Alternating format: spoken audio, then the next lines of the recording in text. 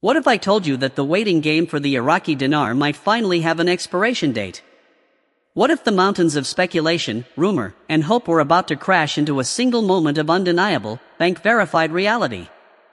If your heart just skipped a beat, you are not alone. For years, the saga of the Iraqi dinar has been a roller coaster of emotional extremes for holders and investors worldwide.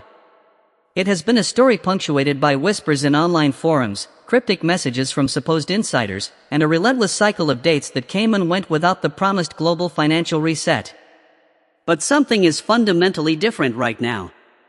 We are not here to rehash old rumors or breathe life into tired fantasies. We are here because the ground in Iraq and in the halls of international finance is shifting in a way that cannot be ignored, and the signals are pointing toward a critical convergence in late 2025.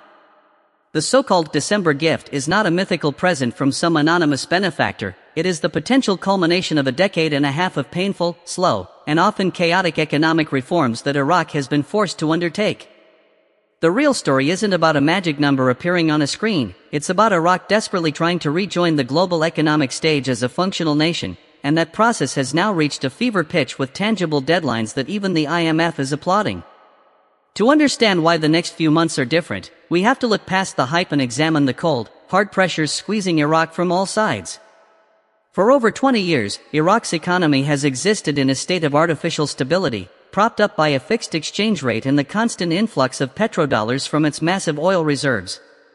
The Central Bank of Iraq has maintained an official rate of around 1,470 dinars to the US dollar for years, while a thriving and chaotic parallel black market often sees the rate plunge to 1,600 or even 1,700 dinars per dollar for ordinary citizens trying to change money on the street. This dual system is a cancer on the economy. It encourages corruption, cripples domestic industry by making imports artificially cheap, and hemorrhages the country's foreign currency reserves as the central bank spends billions in a losing battle to defend the official rate. But the money to fight that battle is running out. Iraq's financial situation is increasingly precarious. The government is one of the most bloated in the world, with a massive public payroll that consumes almost the entire national budget, leaving little for the reconstruction and development the country desperately needs after decades of war. This unsustainable model is now colliding with two immovable forces: international mandates and technological inevitability. The most significant pressure comes from the United States Treasury and the global banking system's compliance network, which is enforcing stricter and stricter anti-money laundering and counter-terrorism financing rules. For years, Iraq has been given waivers to continue using its dollar reserves, but those waivers are contingent on progress. The US has made it unequivocally clear: Iraq must stop the massive smuggling of dollars to Iran, Syria, and other sanctioned nations through its porous banking system. Billions have vanished this way. To stop the leakage, Iraq must adopt a modern, transparent electronic financial platform. This is where the pivotal change is happening right now. In 2024, Iraq has aggressively rolled out a new electronic platform for all foreign currency transactions, specifically for imports. Every request for dollars must now go through this centralized, traceable system. The goal is to kill the black market and prove to the world that Iraq can control its financial borders. This isn't a rumor, it's a documented, ongoing policy shock that is causing massive short-term pain for traders and businessmen used to the old, corrupt ways. But this pain is the necessary precursor to any legitimate revaluation. You cannot have a strong, internationally recognized currency when billions are being siphoned off illegally. The new platform is the surgical tool meant to cauterize that wound.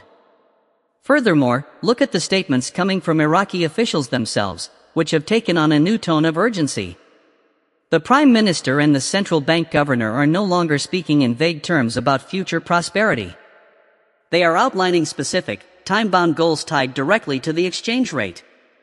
They have openly stated the aim to unify the exchange rates in the coming period, a prerequisite for any meaningful revaluation. They talk about reducing dependence on oil revenues and stimulating the private sector, impossible tasks with a wildly distorted currency value. Even the International Monetary Fund, in its latest review, has noted encouraging steps in Iraq's fiscal reforms while stressing that more must be done to ensure stability. The clock is ticking because Iraq's budget depends on it. The 2025 budget is being formulated under the assumption of higher oil prices and, critically, a more realistic financial framework. Continuing with the current dual-rate system would mean another year of economic distortion and wasted reserves. The pressure for a resolution before the new budget year is immense. This is the concrete foundation of the December gift speculation. It is not about a holiday miracle, it is about a fiscal year deadline, international compliance ultimatums, and a country that has run out of road to kick the can down. The system is being forced into a corner, and when that happens, radical change is the only escape. The next paragraph will connect these bureaucratic pressures to the tangible banking signals and the underground financial tremors that suggest the dam is finally starting to crack. So, with that immense structural and international pressure as the undeniable backdrop, you have to ask yourself, what is the government in Baghdad actually doing right now, in this very moment, to avoid economic collapse and make a revaluation not just possible, but necessary? This is where the analysis moves from theory into the realm of hard, observable action, and the picture it paints is one of a nation executing a multi-front financial war on its own past. Let's start with the most critical weapon in their arsenal, sheer financial firepower. Contrary to the popular narrative of a broke Iraq, the nation is sitting on a formidable war chest. As of mid-2025, Iraq's foreign exchange reserves are reported to be near a staggering $95 billion. This isn't monopoly money, this is a concrete buffer, a pile of global cash that the Central Bank of Iraq, CBI, can deploy to defend the currency and buy time for reforms. Think of it as the nation's financial immune system. For years, this reserve has been depleted to prop up the official exchange rate, but its very existence now provides the stability needed to attempt a monumental transition without spiraling into hyperinflation. It's the bedrock upon which any December gift could realistically be built. But hoarding dollars is a defensive move. The offensive strategy is all about oil, the lifeblood of the Iraqi state. Iraq is OPEC's second largest producer, and after navigating OPEC plus quotas, its oil production has surged past 4.6 million barrels a day. This recovery in exports is directly bolstering public finances and flooding the state with more of those crucial petrodollars.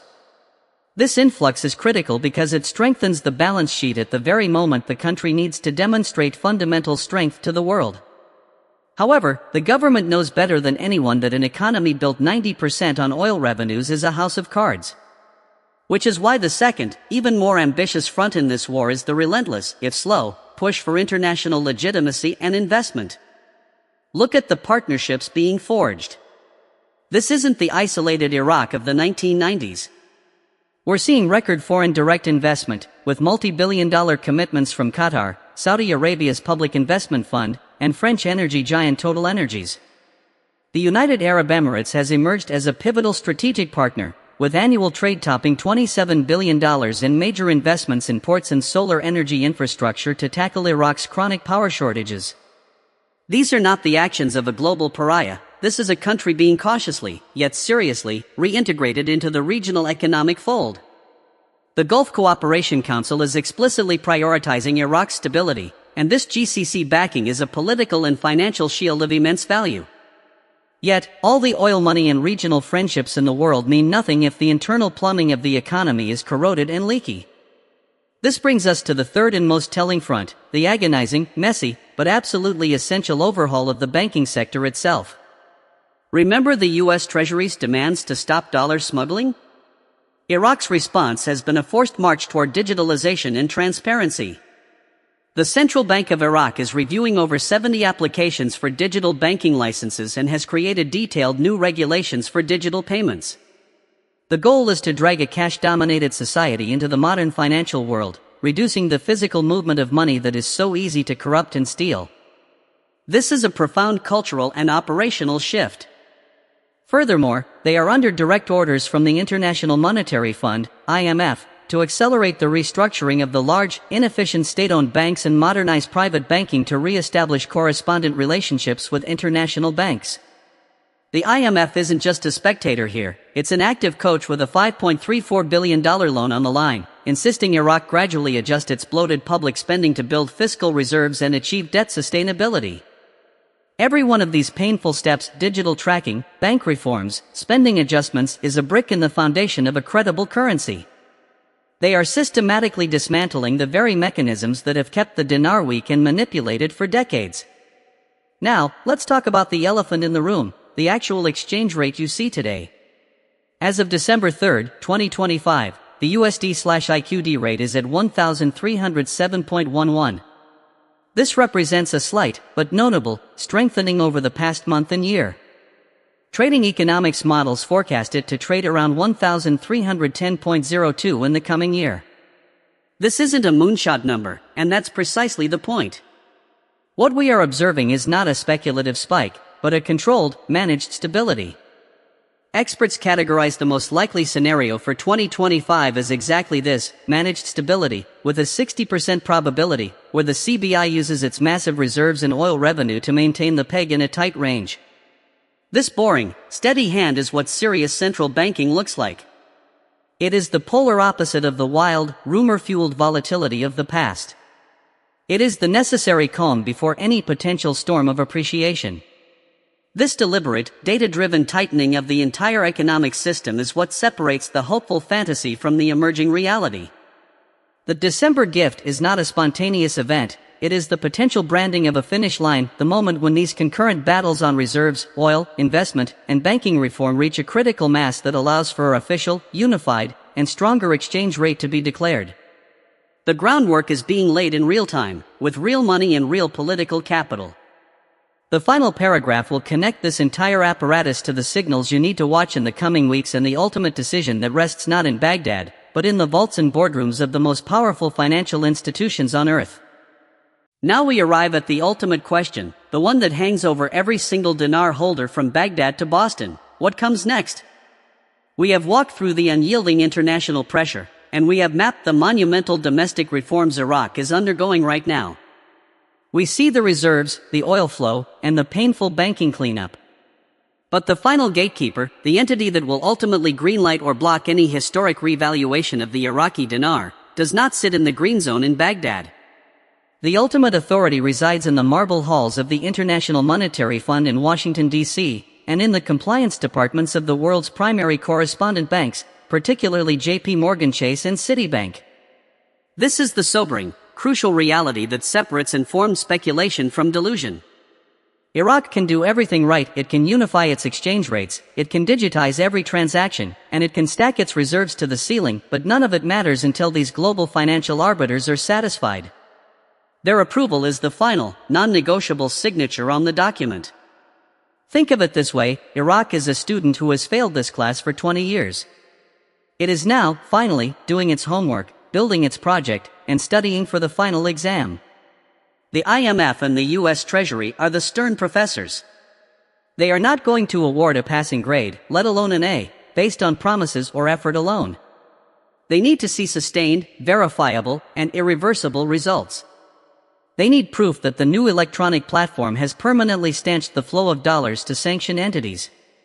They need audited financials from Iraqi banks that meet international standards. They need to see that the government's budget is moving away from total oil dependence. This verification process is not quick, and it is not emotional. It is a meticulous, painstaking audit of an entire nation's financial soul. This is why the when is so elusive. The December gift timeline is not about a calendar date, it is about Iraq crossing a finish line of external validation that it has not yet reached. The most likely scenario for the coming months, as coldly laid out by financial institutions like Trading Economics, is not a sudden, dramatic revaluation. It is a continuation of the managed stability we see today, a slow, grinding, and deliberate strengthening of the dinar's foundation, where the CBI uses its tools to very gradually narrow the gap between the official and parallel market rates until they finally merge into one credible, tradable number. This process could take months, or it could extend well into 2026. It will be boring. It will be filled with technical announcements and incremental policy shifts. It will not look like the explosive, life-changing event of popular rumor.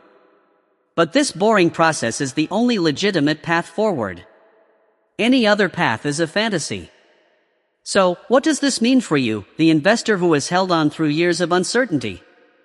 It means the game has fundamentally changed. The era of getting your news from cryptic intel drops in anonymous forums is over. That world is a distraction, a theater of whispers designed to create emotion, not profit. The new era demands that you become a reader of dry central bank statements, IMF staff reports, and Treasury Department press releases. The signal is no longer in the rumor, it is in the regulatory filing. The key indicators to watch are concrete and public. First, watch for the official announcement from the Central Bank of Iraq that the exchange rates have been unified, a single, government-mandated rate for all transactions. Second, monitor the U.S. Treasury Department for the renewal or, more importantly, the non-renewal of the waiver Iraq uses to access its dollar reserves. A change there is a seismic shift. Third, listen for public statements from the IMF concluding its next review, specifically looking for the phrase program on track or all performance criteria met. Fourth, and most critically, watch for an announcement from a major international bank like Citibank or HSBC that they are re-establishing direct correspondent banking relationships with Iraqi institutions. When that news breaks, it is the single most reliable bell that will ring at the start of a new financial reality for Iraq. That is your signal. Everything else is just noise. This brings us to our final, and most important, point. You have listened this far because you are serious. You have weathered the storm of hopes and letdowns. Now, you have a choice. You can go back into the echo chambers, where the same recycled rumors will be dressed up as new information next week and the week after, feeding on hope but starving you of truth. Or, you can step into the light of reality and become a truly informed participant. The journey of the Iraqi dinar is entering its most critical, transparent, and data-driven phase. The fantasy is dying, and a complex, challenging, but real opportunity is being born from its ashes. This channel is your lifeline to that reality. We cut through the noise, analyze the primary sources, and connect the dots between Baghdad's policies and Washington's decisions. If you want to navigate the next 6 months with clarity instead of confusion, with strategy instead of superstition, then you need to be here. This is not just another update, this is a roadmap for what comes next. So, take action right now. Do not let this moment pass. Hit the subscribe button and turn on notifications with the bell icon, because when those key indicators shift, when the IMF report drops or the banking announcement is made, we will be here immediately, not with hype, but with clear, sober analysis of exactly what it means for your investment. The waiting game is evolving into a watching game. Make sure you are watching with the right eyes. Click subscribe now. The next chapter is about to be written, and you deserve to read it first.